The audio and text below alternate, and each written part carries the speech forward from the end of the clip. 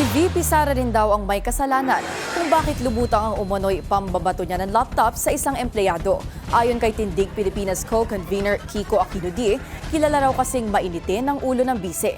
Sa usapin naman ng 2028 presidential elections, 3 kandidato daw ang kanyang napipisil. Narito ang Agenda Weekend Report ni Hannity. Niwala nga kayong isang proof na confidential funds yan? Sa gitna ng mga komentong madalas umanong mainitin ang ulo ni Vice President Sara Duterte, siya na rin umano ang dahilan kung bakit ganito ang pagtingin ng iilan, ayon kay Tindig Pilipinas co-convener Kiko Aquino-D. Sa Politico Talks ng Bilyonaryo News Channel, napag-usapan ang kumalat na paratang na binato ni VP Sara ng laptop ang kanyang legal counsel na si Attorney Michael Powa matapos ang impeachment proceedings sa Kamara. Agara na itong itinanggi ng bise at hindi rin daw siya gumagamit ng laptop maliban na lang sa Zoom meetings. PR move din ito kung ituring ni Attorney Jimmy Bondok na kilalang Duterte ally. Para naman kay Aquino-D, it's not a hard case to make. Yung laptop thing, I wasn't able to track it so closely, whether kung product yan ng PR or something, ewan ko. Pero parang kung ang accusation ay, parang we're trying to make a case na mainit yung ulo niya. I think si VP Sara made the case for herself. Sa susunod na linggo, inaasahang uusad na sa House Plenary ang Articles of Impeachment laban sa bise. Bahagi si Aquino-D ng mga naghain ng hiwalay pang impeachment complaint. Pero kalaunay nag-withdraw at sumuporta sa pangatlong reklamo. Yan ay dahil pareho rin ang mga aligasyon at para maiwasan ang procedural limbo. Sakaling pumalya raw ang impeachment case at hindi na umusad pa, ani Aquino-D, same plan as always, labanan ang Marcos at Duterte.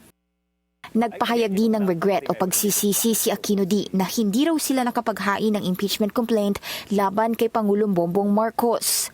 Kailangan daw kasing ipakitang ang oposisyon ang alternatibo sa pagitan ng mga Marcos at Duterte.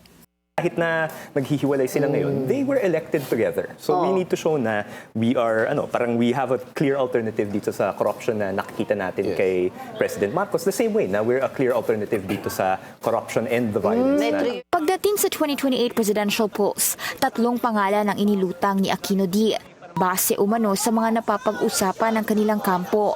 Kasama pa rin dyan si dating Vice President at ngayoy Naga City Mayor Leni Robredo na nagpahayag ng wala na siyang balak tumakbo. Usapan naman parati, it's Senator Risa, and kahit na ayoko magkaroon ulit ng kamag-anak sa Malacanang, it's also Senator Bang. And parang ang track, yung three, and VP Leni herself. Hindi naman nabanggit ni Aquino-D si Senator Kiko Pangilinan dahil anya sa ngayon ay wala pa raw siyang naririnig pagdating sa interes nito.